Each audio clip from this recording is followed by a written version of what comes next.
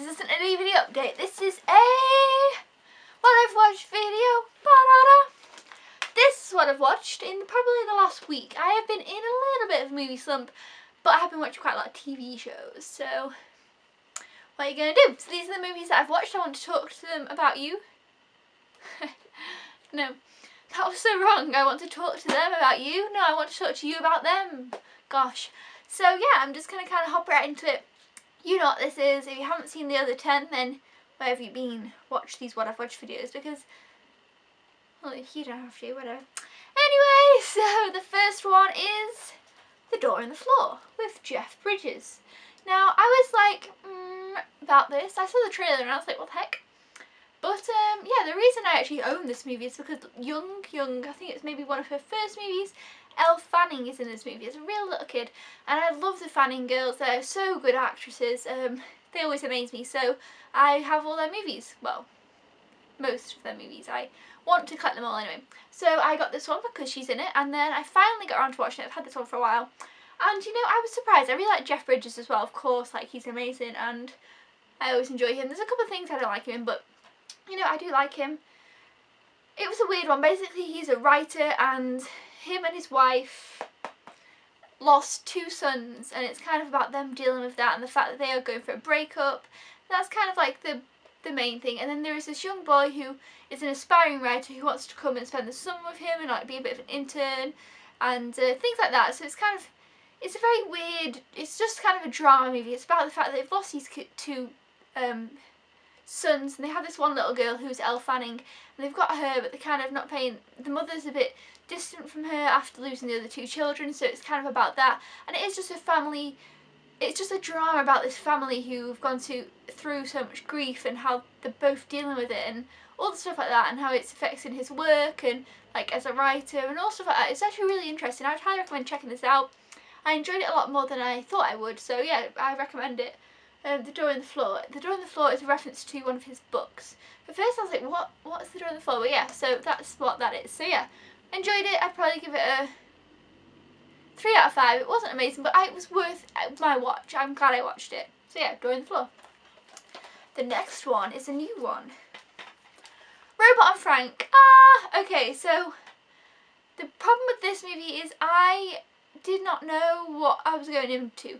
I kind of thought it was going to be a comedy, because basically you've got this old guy who has dementia or Alzheimer's, which is always really sad. I know that my nana had that, and then, you know, she you stop remembering people, and like you'd go to see them and they wouldn't know who you are and stuff like that. So he's got this, you know, Alzheimer's, and he forgets kind of who his kids are sometimes. They come to see him, they'd have to remind him, and he'd always be like, oh, to his son, how's Princeton?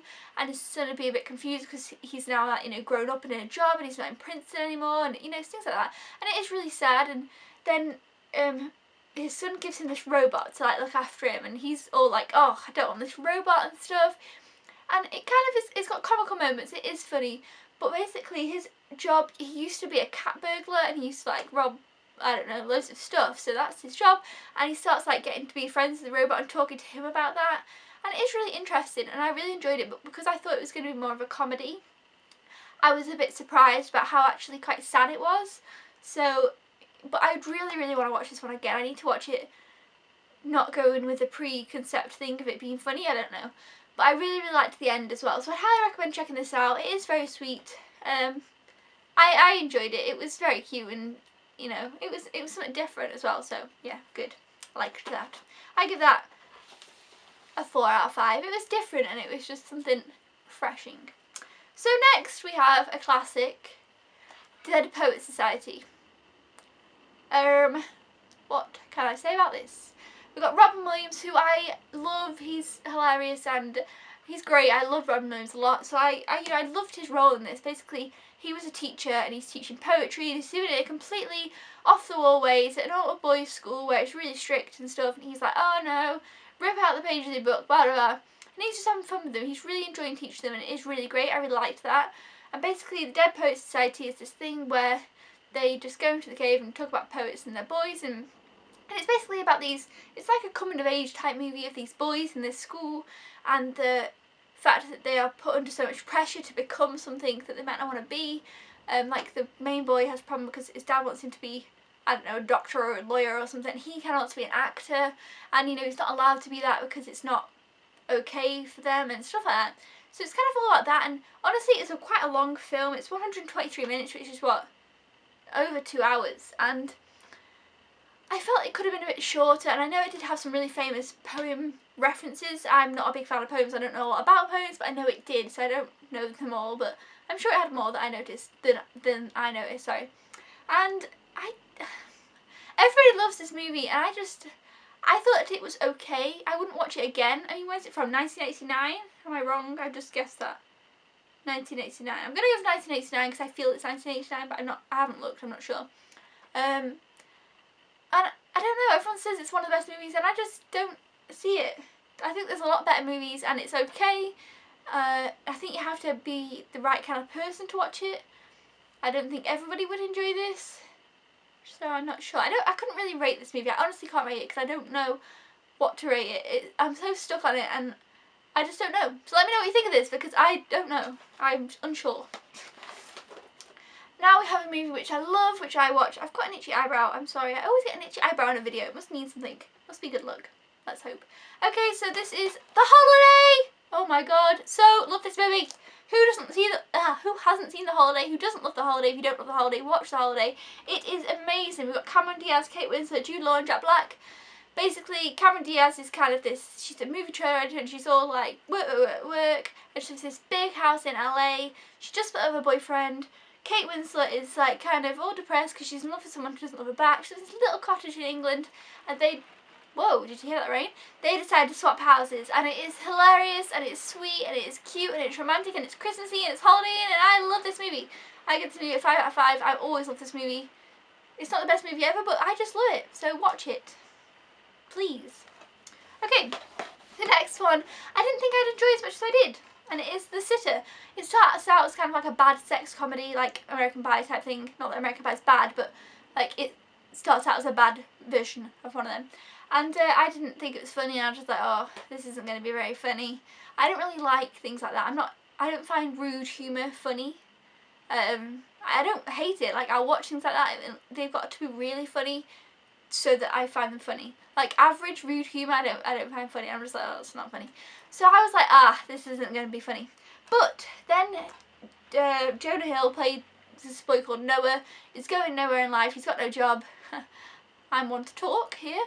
And he just kind of sits around, and his mum wants to go out, and she can't because the person she's going out with babysit cancels, blah, blah, blah. He has to go babysit these 3 kids. This boy here, who is a bit of a mess, he's got to go counselling all the time, and he's really anxious. And then this one boy who they've adopted, and he's like really doesn't feel in place, and he's always like lashing out and stuff. And this girl who is like 8 going on 16 or so, she's always wanting to do her makeup and stuff, and her name is Blythe, I think, and she's so cute. And she really made me laugh throughout the whole movie. She was like the entertainment for me. She kept making me laugh, and I was like, oh, she's funny. This little girl is really funny. And about halfway through the movie, it starts to really pick up, and I actually really enjoyed it because it has some heart to it. It's not just stupid comedy. His girlfriend in the movie is so annoying, but I think she's supposed to be annoying, and you just want to punch her, but it's okay. So it's kind of like Adventures in Babysitting, newer version. I haven't seen Adventures in Babysitting, by the way, so don't quote me on that. And it's funny. Just give it a chance, and then it's funny. I actually watched this again. I give it 4 out of 5 for what it is. For what it is, it's funny. I enjoyed it. So there we go. Next we have Red Lights. We have Robert De Niro, Sigourney Weaver, and Cillian Murphy. Is this guy? Basically, this is about these two who investigate in paranormal things, and they prove that they're wrong and stuff like that. And they're just trying to say that all these psychics aren't real. Like, they go investigate, and then this guy called Simon Silver, Robert De Niro, he's like a big, massive psychic. So he's like, oh, I can cure people. He can do this and this and this, and he's blind. And they're like, oh, think he's a bit of a phony, but they don't want to test him. And you know what? It's really confusing. I didn't really know. It was confusing. The beginning was okay. I enjoyed the beginning. I liked the idea. Halfway through, I was like, whoa, what's going on now? And I was kind of confused. And then the end, I was like, oh, yeah. So Red Lights, I give it a 3 out of 5. It was okay. I wouldn't watch it again. I think I need to watch it again to understand it, but I don't know if I would. It was just okay. I don't know. I'm sorry. I don't know. Okay, so the final next one is Warm Bodies, which again is a newer movie, and it's based on a novel which I have not read, but I've seen the movie. So we have Nicholas Hoult, who I actually really like. You know, he was in Skins, he's in About a Boy, the little kid in that. He was in Jack and the Giant Slayer. You know, he's pretty good, but this is probably one of the best I've seen him in. He's very good at doing the zombie, and his like commentary over, because he's a zombie, they don't really speak, and he commentates on what he does and stuff, and it is hilarious. That is by far the funniest part of this movie, was the things that he was saying about what he was doing and like poking jokes at zombies and himself, and I really laughed at a lot of them, so that was funny. That was probably my favourite bit of the movie, his voiceover of himself. So basically it is the apocalypse, I can never say that, there we go, and zombies are taking over the world. The world has gone to a bit of a shrew. There's not many people left, but this girl is one of the ones left. And she ends up getting taken away by this guy who's a zombie, and his name is R. Well, he doesn't remember names, so they name him R. And basically he falls in love with her, so he doesn't want to eat her, and you know, it's this kind of thing. And then it starts this like, he starts to like feel again, he starts to feel love and feel cold and feel stuff like that, and she's like, ugh, at first, because he kind of held her captive a bit. It's a bit weird, and I wasn't sure on it at first. I was like, oh, I don't know, because I guess it is a zombie romantic comedy, which is weird, and zombie comedies I like I love Zombieland, that was hilarious and I love it. I really like Shaun of the Dead, that's hilarious and I love it. This isn't as funny as those, but I don't think it's supposed to be. It's more of a romantic comedy zombie-fied, which is weird. It's a weird aspect. But yeah, so, you know, these two fall in love, and it starts this whole movement of zombies can learn to feel again, and that's kind of what it's about, like, you know, warm bodies. So that's pretty much it. I can't really give much else away, but that is basically the plot, and it's funny. Some of it's funny, some of it's a bit boring. I was a bit like, but you know, it really picks up. Sorry, I've got this itchy eyebrow again. What's wrong with me? It must be good luck, okay? I think it's my hair. What am I saying? Zombieland, Warm Bodies, whatever it's called. It's funnier after a while. The first bit's like okay, and then the second half is better. The second half I quite enjoyed. The first half I was like, it's okay, and I wasn't so sure. But yeah, you know, I enjoyed it. I'd give it a 3 out of 5, so I obviously didn't enjoy it that much, but it was okay. I would watch it again maybe with a friend if it was like a girls' night in or something. Maybe we'd watch this to give a bit of a twist on romantic comedies. So, you know, it does do something different, and it is funny, and I enjoyed it. But Nicholas Hoult was great, and his commentary or whatever, voiceover over himself was really funny, and I enjoyed that probably the most. So yeah, check this out if you want to. If you've read the book, you probably might like it. I know some people who have read the book, they like the movie, so maybe that's a good thing. I personally haven't, so I don't know. But yeah, that's what I've watched. Let's show you what I've watched. Ta-da! Let me know what you've watched recently. What should I watch? I'm in a slump. I need to watch some good stuff. So this, you know, most of this I enjoyed. Most of it I enjoyed. So yeah, let me know what you've watched. Let me know if you want to see more of these. Let me know if I should do bigger ones, smaller ones, whatever ones. Let me know some stuff. I like to know things down in the comments. And please subscribe to see more of these. I don't know what I was going to say. Subscribe to my extra channel too. I'll link it down below because I'm posting new stuff on there, which is exciting. Also, Be Inspired project, I'm starting to do some really fun Halloween-y stuff on there, so please go check it out.